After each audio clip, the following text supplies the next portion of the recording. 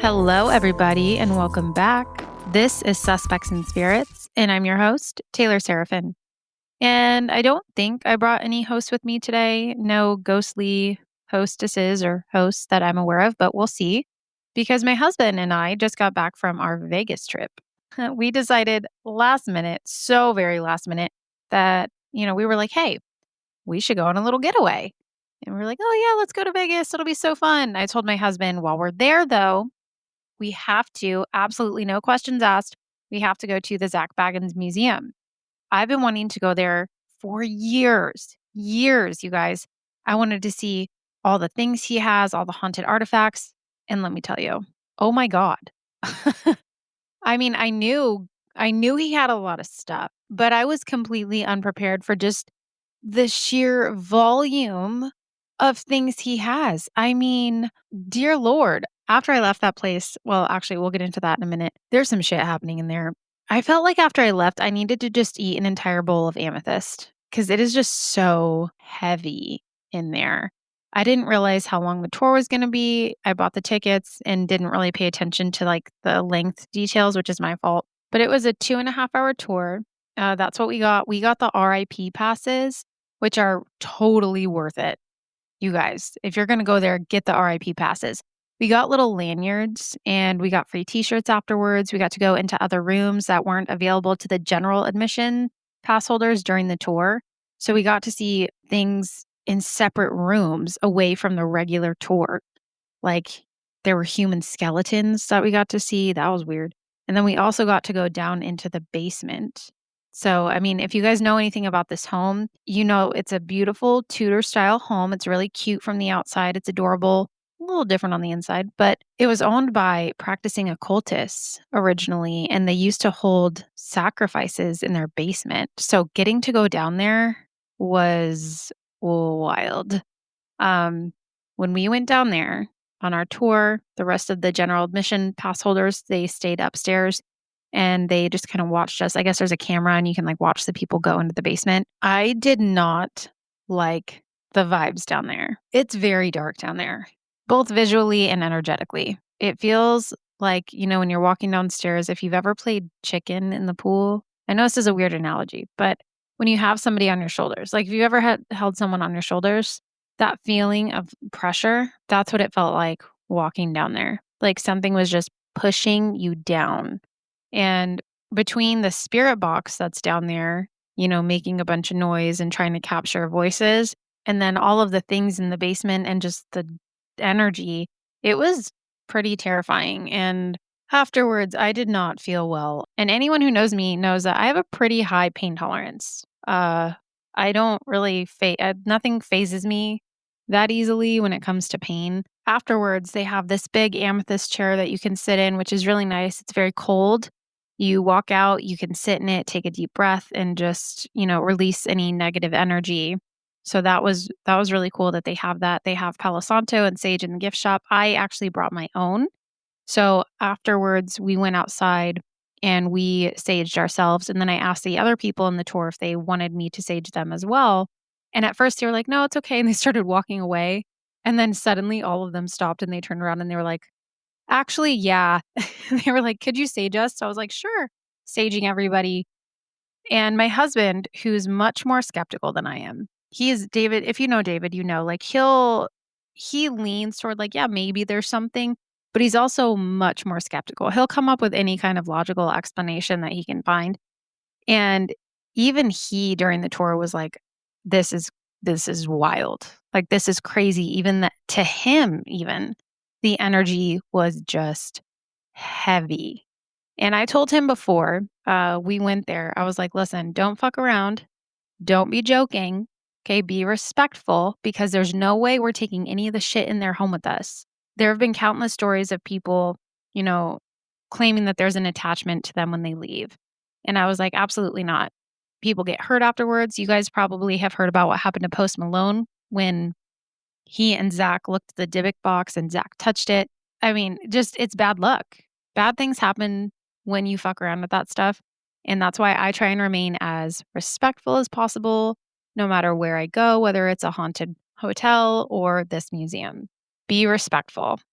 I mean, you guys, even with us, even after saging, sitting in the amethyst chair and telling things, like actually saying outside of the museum, nothing has permission to follow me home. You must stay here. Do not follow me. You do not have my permission.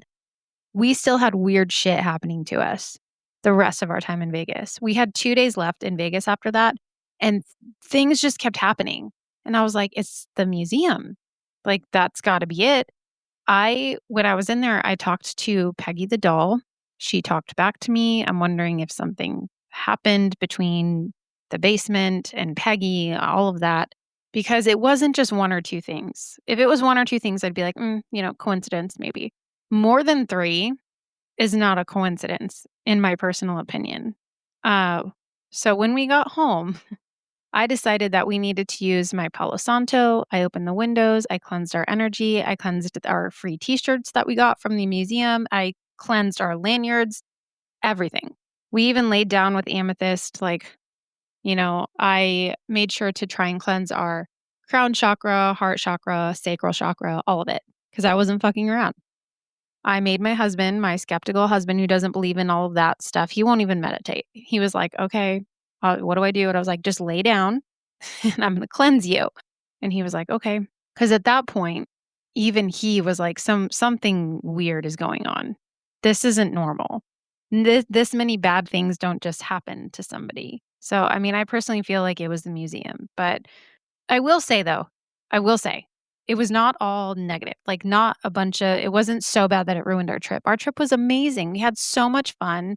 It's probably one of the best trips we've ever gone on as a couple. We had a blast. Oh, and something really, really cool happened while we were there. Like, something amazing, in my personal opinion. We were at dinner. We were at a buffet, and I opened up my phone to TikTok, and I was like, oh, that shows you a little person, like when someone follows you. It's like, oh, I have a new follower. That's cool. I go to click on it. It was the Drinking the Kool-Aid podcast. You guys, my jaw dropped. My husband was like, are you okay? What's going on? He thought something bad happened. And I was like, oh, the Drinking the Kool-Aid podcast followed me on TikTok. And he was like, I have no idea who that is. That's so cool for you. And I told him, I explained, their names are, Amanda and Cassidy, and they host a comedy, true crime, paranormal mashup, and they dive into conspiracies and aliens and strange tales. And he was like, oh, that's right up your alley. I was like, yeah, I love them. So they followed me on TikTok, you guys, and I almost shit my pants from excitement. It was so cool. So shout out to Drinking the Kool-Aid podcast. Thank you for the follow. If you guys don't listen to them, go listen to them right now. They're hilarious and they're really interesting. Their whole podcast is fascinating. They've had some really amazing guests on there too. Other podcasts that I listen to have gone on their podcast. They've done like a crossover or interviews. So they did a crossover recently with And That's Why We Drink. If you guys listen to them, they're amazing. If you're not, what are you doing? Go listen to them right now. They are true crime and paranormal as well. Super awesome hosts.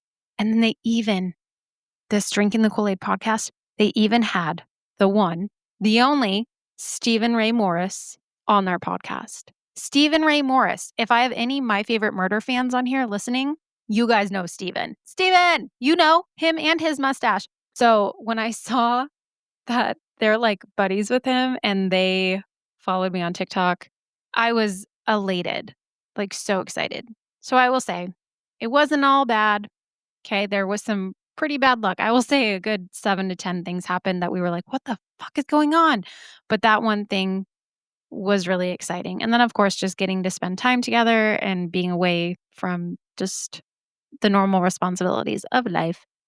So I can do a whole episode for you guys if you want on our experiences at Zach Baggins, what the museum was like, all the negative things that happened afterward.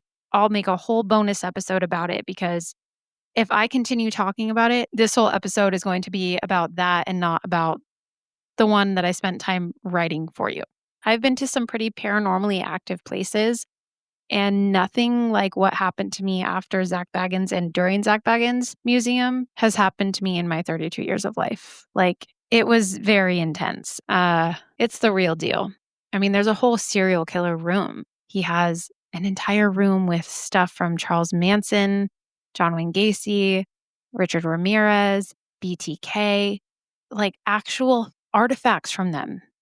And that room physically made me sick. Like, I was disgusted just being in there.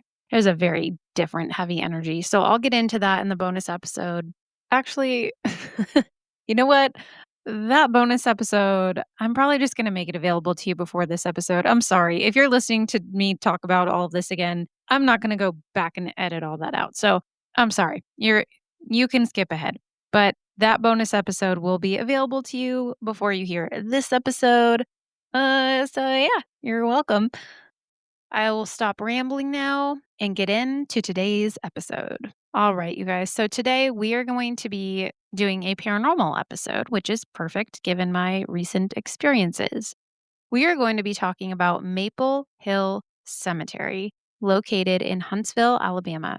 This is Huntsville's silent city of the dead and resting place to governors, soldiers, and unfortunately, countless children. But just beyond the stones of this cemetery lies a swing set, silent by day, active by night. Locals and teens call it the Dead Children's Playground. So let's talk about the cemetery first. Maple Hill Cemetery was founded in 1822 and is now spanning nearly 100 acres with over 80,000 burials from Alabama's governors to Confederate soldiers, and like I just said before, unfortunately, a lot of children. According to legend, there were a lot of children who died in Huntsville during the 1918 Spanish flu pandemic. They're actually buried at Maple Hill with their plots adjacent to the playground. The spirits of those children, some say, come out after dark to run and play as they might have in life. An online search turns up photos of unexplained shadows and orbs. If you guys look up this playground, I'm telling you, go look at the videos, look up the photos. It's wild. And it's true that many children as well as adults died during this worldwide pandemic. The Spanish flu was absolutely awful. It killed an estimated 50 million people worldwide, and it hit Huntsville particularly hard. Hospital beds were filled, and doctors were working really long shifts in hopes of easing some of the patient's misery. And, after going through COVID, we've kind of seen that in real life. We always read about it in history books. Now we've experienced it. We've seen how stressful it can be for hospitals and medical staff. Thankfully, we've made so much progress as a society with technology and just all the things we have now. But dealing with this back in 1918 must have been absolutely dreadful. Just so, so stressful for everybody. Many patients during this time were actually treated at home with large quarantine signs on their door. And this was a practice which unfortunately resulted in the disease spreading throughout the entire family. Bodies were often stacked on wagons and then hauled to morgues by horses. And although there's no official count of the number of children who died during the Huntsville pandemic, or how many were buried at Maple Hill Cemetery, the number is said to have been in the hundreds. So very sad. Hundreds of children in this cemetery. So, as mentioned before, adjacent from this cemetery lies the subject of our episode today, a playground installed in the mid 20th century as a peaceful complement to the graves. Yes, a playground they thought would be perfect to put across from a cemetery. According to locals and visitors, there's an abundance of reports pointing to this location's paranormal activity. Things like the swings just moving on their own, orbs in photos, and even childlike cries. The cries specifically are said to take place between about 10 p.m. and 3 a.m.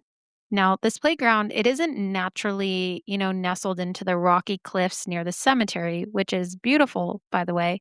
This playground was built into a former limestone quarry used between 1945 and 1955. That rocky cove on three sides creates a bowl-like effect, amplifying ambient sounds, like wind, voices, creaking, and ultimately adding to the eeriness of this playground at night. Locals and paranormal enthusiasts speculate that the limestone geology might actually conduct spiritual energy, trapping sounds and creating ghostly echoes, especially in that cove-shaped park section. Many in the paranormal community believe that the limestone might actually act as a recording medium, absorbing and replaying energy or emotion, especially traumatic or emotionally intense events. This is often tied to something called the stone tape theory. So, the stone tape theory suggests that natural minerals like limestone, granite, or quartz can somehow record emotional or traumatic events. And then these events replay under the right conditions, which might explain things like residual hauntings. Ghosts that seem to repeat the same actions over and over without any kind of interaction. Now, limestone is often mentioned because it's porous and abundant in older buildings or natural cave systems. This whole theory actually originated from the 1972 British TV movie called The Stone Tape, which popularized this idea. And since limestone often shows up in locations that are considered to be extremely haunted, like the Paris catacombs, which are limestone tunnels with a very dark history, the Gettysburg battlefield surrounded by limestone rich terrain, and even Eastern State Penitentiary, built with what, folks? Limestone. All of these places have some kind of tie to limestone and the paranormal. So that's where they came up with this theory. Now, I have not personally seen the British TV movie The Stone Tape, but now I'm going to watch it after researching this because this sounds fascinating. So, this playground is, or at least it was, a well known teen hangout spot, which, yeah, we're not surprised, not at all, because I was once a teenager and we used to go to Bisbee. We would go ghost hunting all the time. If I lived near this cemetery when I was a teenager, you bet your ass I'd be over there. If I lived near that playground, I would be there in a heartbeat doing my ghostly stuff, my paranormal investigating. So, yeah, I don't blame these teenagers. Locals say that many curious teens were known to skip curfew or trespass after dark to experience the lore firsthand. They were like, no, no way. I got to go see this for myself. Guys, let's sneak out tonight. Let's go to the playground, see if we catch anything, which sounds so fun, right? Doesn't that sound fun? Now, aside from the teenagers adding to the lore of this location, there are also other urban legends that make this place so eerie. One of these urban legends is actually a rumor of children being buried beneath the swings. Local lore alludes to a serial killer that took over between the 40s and the 60s, placing these children in unmarked graves of this playground. According to local sources, the person responsible was never found, and the children are said to continue to play out their childhood, especially enjoying the swings at Dead Children's Playground. While no burial records support the claim, and local historian Jacqueline Reeves confirms that the park land was never used as a cemetery, the cemetery across the way is what gives this place such an eerie vibe. It is said to be what brings these ghost children to the playground. It lures them over so that they can have a place to play in the afterlife, which is actually kind of adorable if you think about it. It's kind of sweet. These poor kids, they lost their childhood. So now there's a playground across the way. They're like, hell yeah, we're going to go play on those swings all day. All day, babe. You go over there and enjoy yourself. I'm here for it. Now, there are also other urban legends that have added to the spookiness here, including one that claims children in this area began to go missing in the late 1960s and 70s. There were whispers of an unidentified predator responsible for abducting children and then them being found lifeless near the playground. But again, no local records to confirm this. So is it an urban legend? Is it fact? Is there something being kept from the public? And I'll leave that to you to decide. Most people think that it's much more likely that the children from the Spanish flu pandemic who were buried at Maple Hill Cemetery simply just walk or float on over to the playground and enjoy a little playtime. At one point in 2007, the city actually demolished this playground overnight to make room for burials. And this prompted a significant local backlash. There was uproar everywhere. Everyone was mad. They were like, you cannot destroy this playground. Are you crazy? No one wanted this playground gone. It's like a landmark for them. It draws people, it brings tourism. And frankly, I think a lot of the people thought that it would be disrespectful to the children because they like to play there. So, because of the backlash, the playground was rebuilt very soon after without dampening any reports of paranormal activity. In fact, some think that this demolition actually added to the activity because it upset the ghost children who play there in the afterlife. And as we know, haunted locations tend to become more active when there's construction or some kind of demolition happening. They don't like people coming into their area and poking in their business, and they especially don't like it when you destroy things and you're being disrespectful. There are many, many paranormal events reported at this playground. So that's a little bit of the history about this playground. Now let's get into the paranormal reports. And guys, there are a lot. There are so many paranormal events reported here.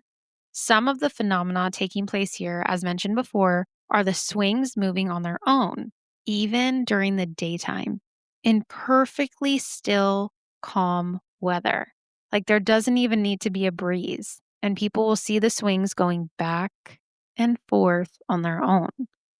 When people take photos at this playground, there are orbs of colored light captured in the photos in the film. So, not just regular little white orbs that we tend to think of in a haunted photo, there are actual orbs of colored light. And some think that this has to do with the child's aura before they died. Others think it's just a reflection from the sun.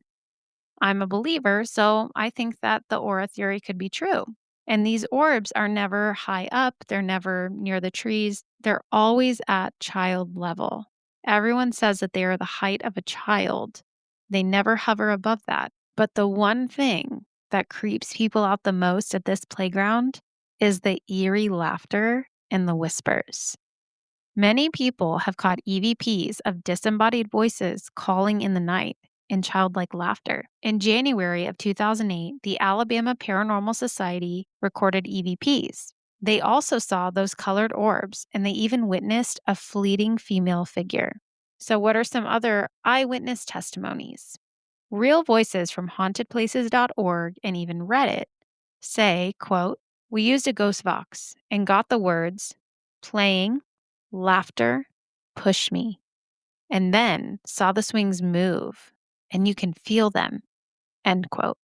A mother who went to this playground wrote, quote, "A branch snapped and fell, almost hitting us. The energy definitely gives a warning. Go away," end quote. And then there's also Redditor Lexus V8 Slab who recounts, quote, "I could see the swing slightly moving and there was no wind. I heard what sounded like a shh in the woods and then two quick footsteps," end quote. Another testimony describes a midday phenomena, saying, quote, "The three sit-down swings were all swinging, completely calm outside. We both felt some type of presence," end quote. And another says that they saw the swings move at the playground, but it was underwhelming. So they weren't very impressed, but they did see the swings moving. Another person says that their flashlight completely stopped working, that it wouldn't turn on, and it's never happened to them before, which, as I said in the Braley Pond episode, this does tend to happen with haunted locations. Things like electronics just stop working. Now, of course, with paranormal activity comes some skeptics. So the skeptics argue that there's just, wind, animals, or even your own psychology. They say it's probably just anticipation creating a haunted reality. They don't think any of it is real, that it's all in our heads. But after what I experienced at Zach Baggins, I'm going to go ahead and say I don't agree. And you don't even have to agree with me. That's fine. That's your opinion. But based on my own experiences, I fully believe in all of this. My argument is always, how can you say that something you can't see isn't real, right? Many people believe in God and we can't see him. If there are angels that you believe in, then there are also probably demons, right? If you believe in the Bible, then those things are real. So if there are angels and demons, who's to say there aren't ghosts? Who's to say there aren't spirits trapped here in our realm? That's just how I look at it.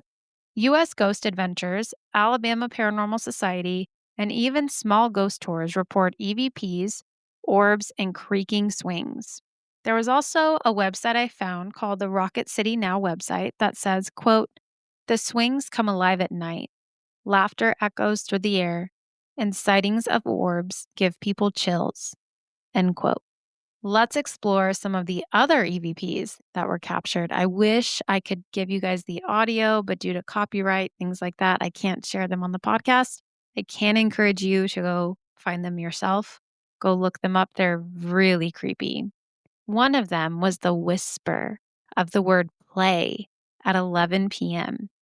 Another were footsteps on gravel behind the swings with no source. They looked all around, they looked in the wooded areas. There was no person, no animal, nothing. And then there was the EVP that captured a feminine psst minutes before the phone flashlight flickered and died.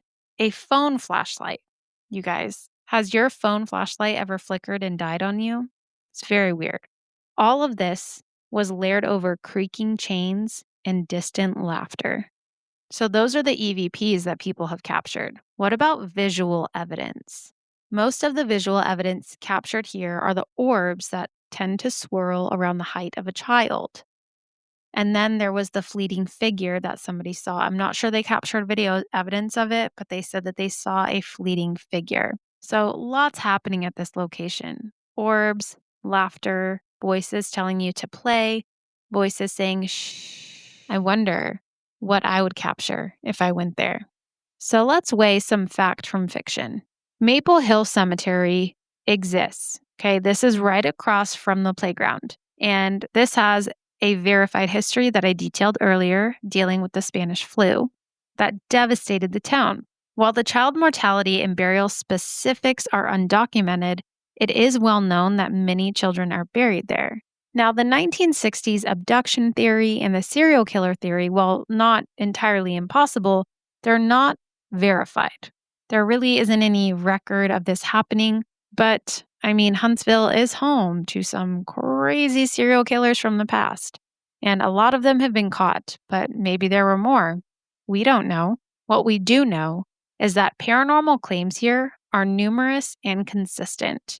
And while they're never scientifically proven, that's kind of what makes it fun. That's why we like it, because you can't prove everything in life. Do I want to capture evidence? Absolutely. I want to show people that there are evidence of the paranormal. But even when you do that, there's going to be somebody saying that's not real. There's a logical explanation. So you can try to explain things away, but places like this, I fully believe to be haunted. I think energy lingers, and those kids see this playground and they think, hey, they built that for us. And they run over there and they play. So regardless of your beliefs, one thing remains true across the board. And that is that many of the stories from visitors who've gone to this location report children's laughter, which is like the ultimate unsettling emotion, and a very common occurrence here. And then the playground swings.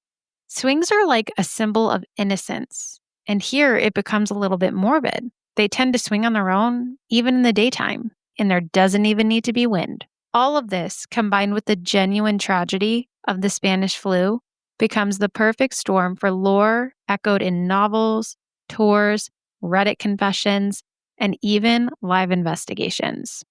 Whether it's energy or imagination, this playground remains at the crossroads of grief and mystery. Who's to say it's not real? Not me. What do you guys think? Would you go here? I would love to hear your thoughts about this place, or if you've ever even been there before. If you have, make sure to send me your photos, any EVPs you caught, and if you plan to visit, remember to record responsibly, be respectful, and if you catch anything, please share it with me. And if you give me permission, I'll share it on the podcast, I'll share it on the Instagram, the TikTok, wherever I can. You guys, even if you don't want to go here, I highly encourage you to look into this place. It's interesting, to say the least. I've done plenty of ghost tours in the South.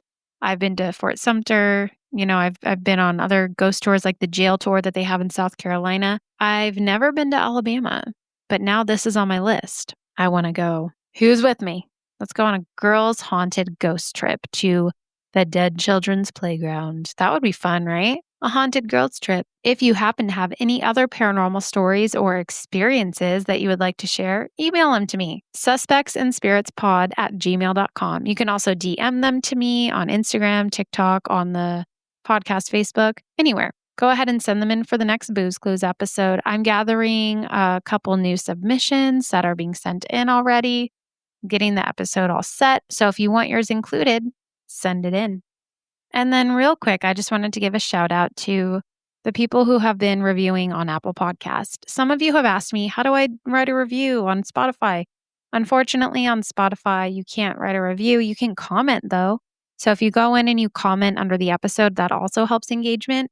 And then you can, of course, leave a star review. So you can go in and rate it like however many stars.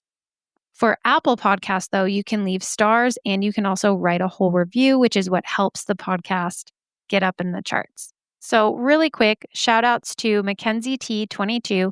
Thank you for the 5-star rating and the sweet review. You're awesome.